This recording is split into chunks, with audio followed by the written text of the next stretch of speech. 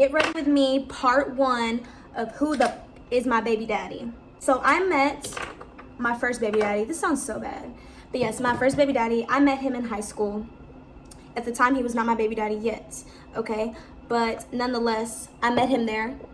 I think I started noticing him around junior year, I believe. He was really a bonehead, not much to brag about, didn't make good grades, was a distraction in class, and he really just would piss me off. He was one of those kids that I would like yell at to shut up so that I could learn, because he would just distract the entire class. He was that kid that would have to sit in the removal chair, as we called it, by the teacher's desk or like at the front of the class, because he just made such a ruckus. Like, he was just such a disturbance. I started seeing this man more and more and more. I remember one time we were outside, it was for science, and I forgot what exactly we were doing, but it was some type of like project little thing that we got to go outside to do. And of course, he was front and center acting like a dumbass, and I was just thinking to myself, how would I actually like this man? Like, he is so annoying. But the crazy part is that everyone and their mama swore up and down that this man, Princeton Fant, was gonna walk me down the aisle for homecoming. I don't know where they got that idea, but that was the rumor that was going around. And at the time, he did have a girlfriend. So this girl really was on my ass. She wanted to fight me because she thought I wanted Princeton Fant, who was her boyfriend at the time. And I'm just like, bro, I don't know what y'all are talking about. Like, I don't even like this guy. Like, he's so obnoxious, so annoying. Who would even want him? Honestly. So this man starts coming around more and more and more. He's even mowing our grass, okay? Every time this man came to mow our grass, his girlfriend would be sitting in his car in the hot fucking summer sun, just sitting there waiting for him to finish mowing the grass because she thought I wanted her man. It even got so bad to the point where I was about to be jumped in the senior parking lot one day because this hoe thought I wanted her man.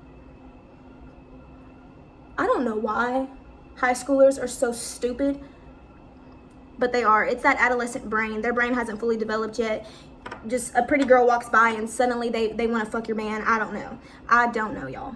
Flash forward, he ends up being my boyfriend. I guess that girl got what she wanted because she put the thought in my brain to even look at this man's direction. I didn't know who this man was until this host started talking about how I wanted her man. So, PSA to all the insecure bitches out there, don't go around messaging these females about your man, because they might get the wrong idea and start feeling like, I didn't like your man, but I like him now. Interesting. So flash forward, Princeton Fant is my boyfriend. We start hanging out, and this is all going around the end of junior summer, right before senior year. So we went to prom together. We did all of that, okay? He was my high school sweetheart. And then upon graduating, him and another boy from our class decided that they were gonna go to UT Knox to play football. And because my boyfriend was moving there, I did not want to stay in Laverne, which is where we both went to school. Because why the fuck would I want to stay here when I know all these bitches are going to be all over my man? So I was like, bro, like, if I'm going to be forced to go to college, since my parents wanted me to go to college so bad, I'm going to follow my boyfriend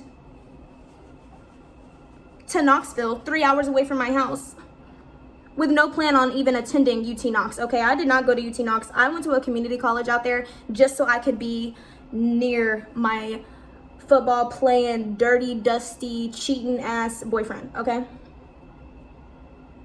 I get an apartment, I have roommates, I'm situated, I'm getting in there, and then the bills start piling. At first I was using some savings that I had from working during high school, and then I was using my college scholarship money, but then I stopped going to school because I was just up this man's ass. I was up his ass, okay? I wanted to be in his dorm room 24/7. I wanted to be in his bed 24/7, and long story short, I got pregnant. He wanted me to get an abortion, but I didn't.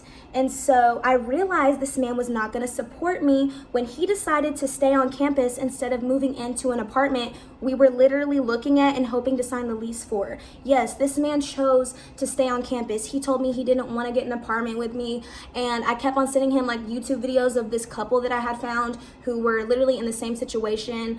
Football college boyfriend, girl gets pregnant, and they moved off campus and got their own place, and the man still went into the NFL.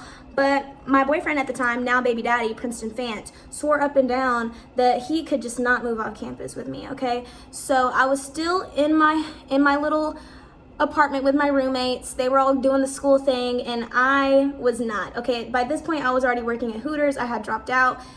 These roommates didn't know shit about me. I was just living a double life. I was acting like I was going to school. I was lying to my parents, but really, I was fucking going to work at Hooters and getting fucked. Okay. Eventually I had to move back home because I knew that this man was not going to support me. And I'm glad I did that, because turns out he was not very supportive. Flash forward, our daughter's born, and it's going on a year, and the last time he had saw her was the birth, and then around the 4th of July. My first daughter's born at the end of May. So he was there when she was born, and then he was there during fireworks season, and that was about it for that whole year of her life. Of the first year of her life, he was only there a couple times. This man did not send a dime. I actually have screenshots of all the times he sent me money through Cash App. I think he might have paid for like a swing or something, but that was about it. You know, he wasn't very helpful, wasn't very useful. I had to go back to work early. Yes, I had a C-section, and I still had to go back to work early because this man would not help. He claims he couldn't get a job because he played football and he had college work. This man could have DoorDashed. This man could have Instacarted. This man could have did something. $20 a week, like something, sir. I mean, you have a whole child. But you know what? I start listening to people. Okay, he's in school. He's in school. He's in school.